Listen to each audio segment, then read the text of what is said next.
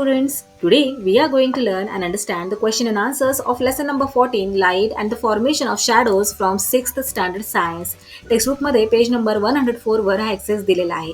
आजच्या व्हिडिओमध्ये या एक्सरसाइजमध्ये विचारले गेलेल्या क्वेश्चनचे आन्सर्स आपण डिस्कस करणार आहोत. सो फर्स्ट क्वेश्चन आहे choose an appropriate word and fill in the blanks. इथे या ब्रॅकेटमध्ये काही वर्ड्स दिलेले आहेत, त्यांचा यूज करून आपल्याला fill in the blanks complete करायचे आहे. सो फर्स्ट आहे a dash is a natural source of light. आता तुम्हाला तर माहित आहे की sun is the main natural source of all light, पण इथे या ब्रॅकेटमध्ये सन कुठेच दिलेलं नाहीये, पण स्टार दिलेला आहे. मग स्टार हे सुद्धा नॅचरल सोर्स ऑफ लाईट आहेत. हे पहा, natural source of light, sun, stars, firefly. Firefly म्हणजे काजवा जो रात्री चमकतो. तर सन स्वतःची लाईट स्वतः तयार करतो, ओके नाही. स्टार्स ते सुद्धा लाईट प्रोड्यूस करतात, इमिट करतात, आणि हा जो काजवा आहे फायरफ्लाय हा सुद्धा लाईट इमिट करतो, म्हणजे स्वतःची लाईट स्वतः प्रोड्यूस करतो. सो इथे आन्सर काय येणार आहे? स्टार. नेक्स्ट आहे a dash is an artificial source of light. आता नॅचरल सोर्स ऑफ लाईट आपण पाहिलं, पण आर्टिफिशियल सोर्स ऑफ लाईट म्हणजे काय? The substances that can not emit light on their own. असे सबस्टन्सेस की जे स्वतःची लाईट स्वतः तयार करत नाहीत, but emit it due to man's effort are man made sources of light. आता इथे कॅन्डल पहा, लॅम्प, बल्ब हे स्वतःची लाईट स्वतः प्रोड्यूस करतात का? कॅन्डल कोणी तयार केलेली आहे? माणसाने तयार केलेली आहे. लॅम्प माणसाने तयार केलेला आहे, आणि बल्ब हा सुद्धा माणसाने तयार केलेला आहे.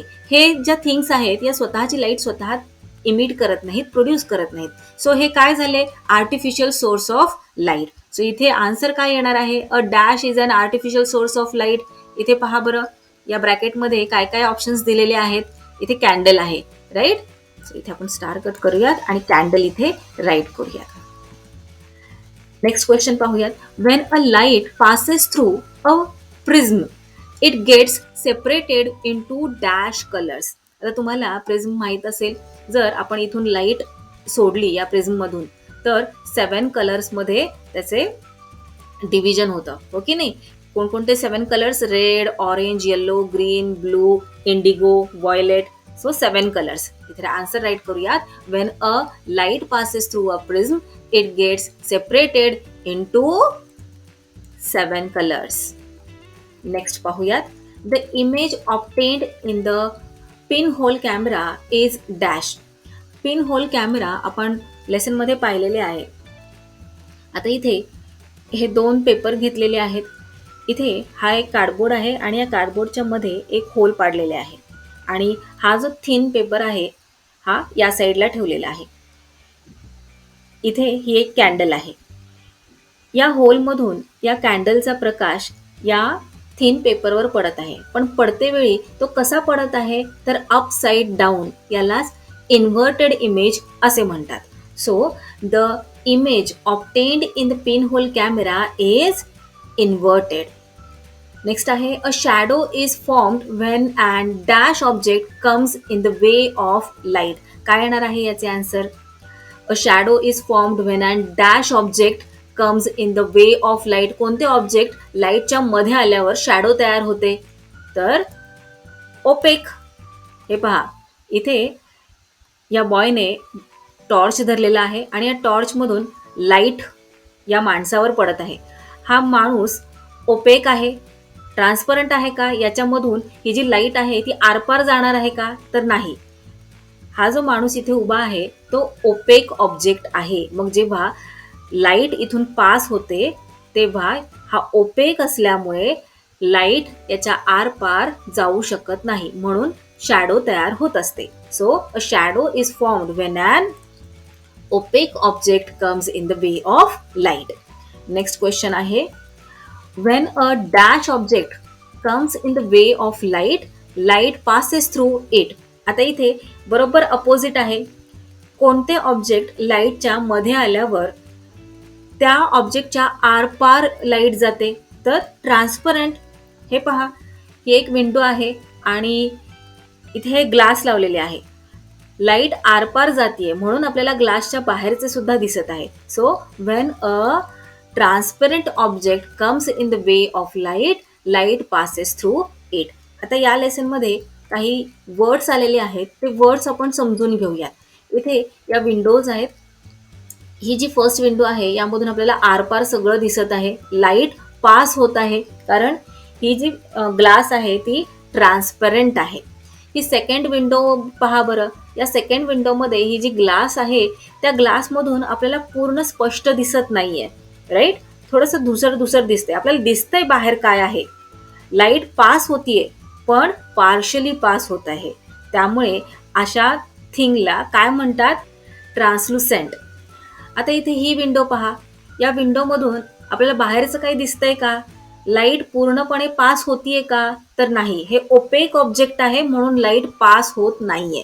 So the material through which light passes is said to be transparent.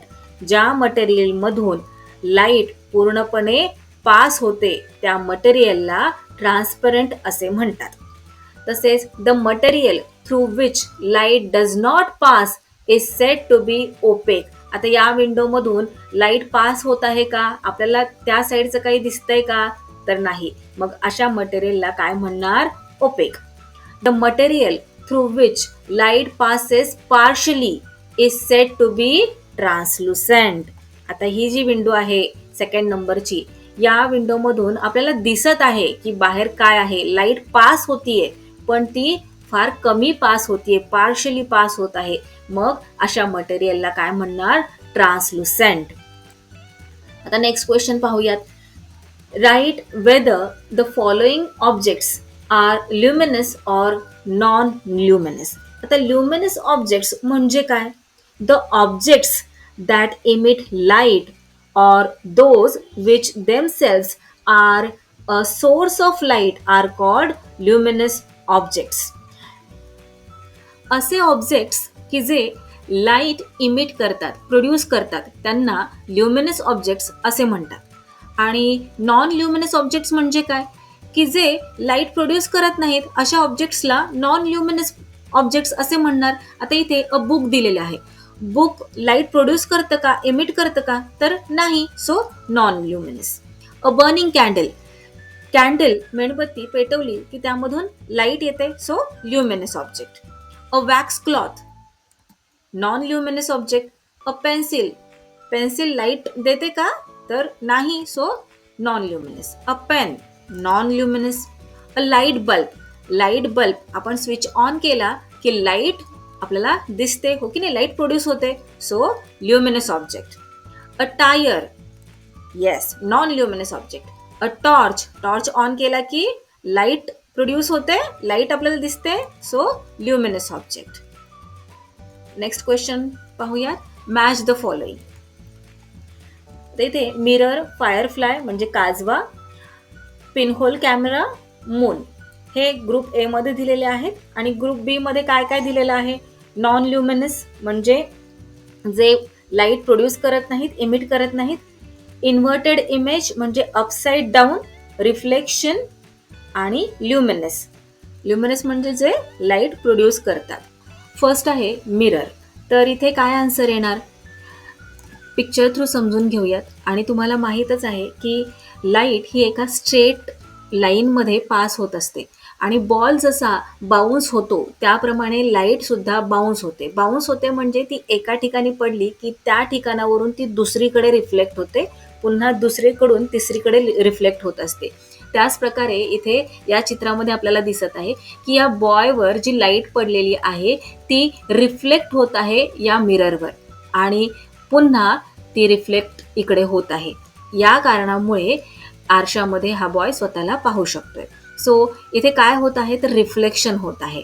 So मिररला येणार रिफ्लेक्शन. फायरफ्लाय. फायरफ्लाय ल्युमिनस आहे, नॉन ल्युमिनस आहे की इन्व्हर्टेड इमेज आहे? फायरफ्लाय काय येणार? स्वतःची लाईट तो स्वतः प्रोड्यूस करतो, इमिट करतो. So luminous. हे पहा फायरफ्लाय आहे. तुम्ही पाहिला असेल रात्री काजवा रात्री चमकताना दिसतो. सो अशा प्रकारे असतो फायरफ्लाय आणि तो असा इथे लाईट प्रोड्यूस करत असतो. So luminous. Pinhole camera. टेक्स्टबुकमध्ये आपण पाहिलेले आहे. पिनहोल कॅमेराचे एक्झाम्पल दिलेले आहे. आता इथे हे पहा, इथे हा छोटंसं होल पाडलेला आहे आणि हे ट्री आहे. हे ट्रीचे पिक्चर इथे कसे दिसत आहे तर उलटे दिसत आहे, हो की नाही? का बरं उलटं दिसत आहे ते?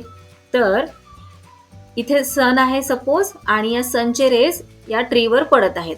ओके, सनचे रेज इथली जी लाईटचं रे आहे तो कसा पास होतोय या होलमधून, असा तिरपा पास होत आहे. तर इथला जो लाईट आहे तो अशा या होलमधून इकडे जातोय, त्यामुळे हे जे पिक्चर आहे ते उलट दिसत आहे, म्हणजेच इन्व्हर्टेड इमेज इथे आपल्याला दिसत आहे. आणि यालाच काय म्हणतात, पिन होल कॅमेरा. इथे हे जे पिन सारखं पिनने छोटस होल पाडून तयार केलेलं आहे, त्यामुळे त्याला पिन होल कॅमेरा असे म्हणतात. सो इथे येणार pin hole camera, inverted image. Moon picture through समजून घेऊयात. आता इथे मून नॉन ल्युमिनस ऑब्जेक्ट आहे. आपल्याला मून चमकताना दिसतो, पण का दिसतो? तो लाईट प्रोड्यूस करतो का? तर नाही, कोणतेच प्लॅनेट लाईट इमिट करत नाहीत. सनची लाईट मूनवर पडते आणि ती लाईट रिफ्लेक्ट होते अर्थवर, त्यामुळे आपल्याला मून शाईन करताना दिसत असतो. सो मून काय आहे? नॉन ल्युमिनस ऑब्जेक्ट आहे. इथे हे सगळे आन्सर्स आहेत. Now let us see question number 4. Write the answers to the following. What things are necessary for the formation of a shadow? Shadow तयार होण्यासाठी कोणकोणत्या गोष्टी गरजेच्या आहेत? पिक्चर थ्रू समजून घेऊयात. इथे हा बॉय टॉर्च घेऊन उभा आहे, टॉर्च ऑन केलेला आहे आणि मध्ये हे काका उभे आहेत. टॉर्च ऑन केल्यावर त्यातून लाईट इमिट होतीये, लाईट बाहेर पडत आहे, आणि तुम्हाला तर माहीतच आहे की लाईट एका स्ट्रेट लाईनमध्ये ट्रॅव्हल करत असते. आता इथे ही लाईट या माणसाच्या अंगावर पडत आहे. हा माणूस ट्रान्सपरंट आहे, ओपेक आहे की ट्रान्सलुसंट आहे? हा माणूस, येस, हा माणूस ओपेक आहे. ओपेक का आहे? का? कारण याच्या आर पार लाईट जाऊ शकत नाही.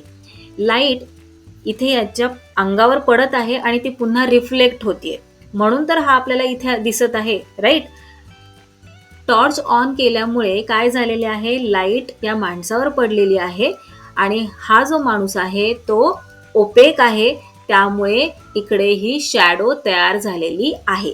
सो शॅडो तयार होण्यासाठी कोणकोणत्या गोष्टी गरजेच्या आहेत? आन्सर पाहूयात आपण. The following things are necessary for the formation of a shadow. The source of light, source of light इथे काय आहे? हा torch. And opaque object, opaque object कोण आहे? तर हा माणूस जो इथे उभा आहे. And a surface on which the shadow falls, आणि सरफेस, आता ही जी वॉल आहे तो काय आहे? सरफेस आहे, त्याच्यावर शॅडो फॉल होत आहे, सावली पडत आहे, राईट? सो शॅडो फॉर्मेशनसाठी कोणकोणत्या गोष्टी गरजेच्या आहेत? Light, source of light, and opaque object, and a surface on which the shadow falls. Next question पाहूयात. When can an object be seen? एखादं ऑब्जेक्ट आपल्याला कधी दिसतं? पिक्चर थ्रू समजून घेऊया. आता इथे सोर्स ऑफ लाईट आहे, हा बल्ब आहे. या बल्बची जी लाईट आहे ती या ऑब्जेक्टवर पडतीये आणि ती लाईट रिफ्लेक्ट होऊन आपल्या डोळ्यांवर पडतीये, त्यामुळे आपल्याला हा ऑब्जेक्ट दिसतोय. आणि त्यामुळेच या ऑब्जेक्टची शॅडो सुद्धा या साईडला पडणार आहे. का बरं शॅडो या साईडला पडणार आहे? कारण ही जी लाईट आहे ती या ओपेक ऑब्जेक्ट मधून पास होणार नाही, म्हणून या ओपेक ऑब्जेक्टची शॅडो इकडे पडणार आहे. आणि ते ओपेक ऑब्जेक्ट आपल्याला का दिसणार आहे? कारण ही जी लाईट आहे ती या ऑब्जेक्टवर पडतीये आणि ती रिफ्लेक्ट होऊन आपल्या डोळ्यांवर पडतीये, म्हणून आपल्याला हे ऑब्जेक्ट दिसत आहे. तर आपल्या आजूबाजूच्या ज्या थिंग्स आहेत, कोणतेही ट्री, बिल्डिंग, खुर्ची, टेबल, हे आपल्याला का दिसतं? कारण त्याच्यावर लाईट पडते आणि ती लाईट रिफ्लेक्ट होऊन आपल्या डोळ्यांवर पडते, त्यामुळे आपल्याला ते ऑब्जेक्ट दिसत असतं. सो आन्सर आपण राईट करूयात. The light rays from the source of the light fall on an object. When this light reflects from the surface of the object, it enters our eyes. Therefore, we are able to see this object. The luminous objects can be seen as they emit their own light. आता luminous object दिसतात. का दिसतात आपल्याला? कारण ते स्वतःची light स्वतः emit करतात, प्रोड्यूस करतात, म्हणून ते आपल्याला दिसतात. नेक्स्ट क्वेश्चन पाहूयात. What is a shadow? Shadow म्हणजे काय? आता आपण खूप चांगल्या पद्धतीने शिकलेलो आहोत की शॅडो म्हणजे नक्की काय. आता हे इथे या पिक्चरमध्ये आपण पाहूयात. याने टॉर्च धरलेला आहे इकडे. हे जे ऑब्जेक्ट, ही जी गर्ल आहे ती कशी आहे? ओपेक ऑब्जेक्ट आहे, त्यामुळे या वॉलवर इथे तिची शॅडो पडलेली आहे. आन्सर पाहूया. Shadow is produced by an opaque object. Light does not pass through an opaque object. It does not reach the wall or any other surface on the other side of the object. This part therefore remains dark. This dark area is called the shadow of that object. इथे या पिक्चरमध्ये पहा, या टॉर्चमधून निघणारी जी light आहे ती या गर्लमधून pass होऊ शकते का? का पास होऊ शकत नाहीये? पास होऊन ती जी लाईट आहे ती पास होऊन या भिंतीवर का पडत नाहीये? का? कारण ही जी गर्ल आहे ती ओपेक ऑब्जेक्ट आहे, तिच्यामधून लाईट पास होऊ शकत नाहीये. त्यामुळे इथे ही जी लाईट आहे ती ब्लॉक झाली म्हणजे ती रिफ्लेक्ट झाली आहे इकडे, आणि त्यामुळे इथे या भिंतीवर त्याची शॅडो तयार झालेली आहे. So that's all for today. We will meet again in our next video. Till then, keep learning, keep enjoying. Bye bye.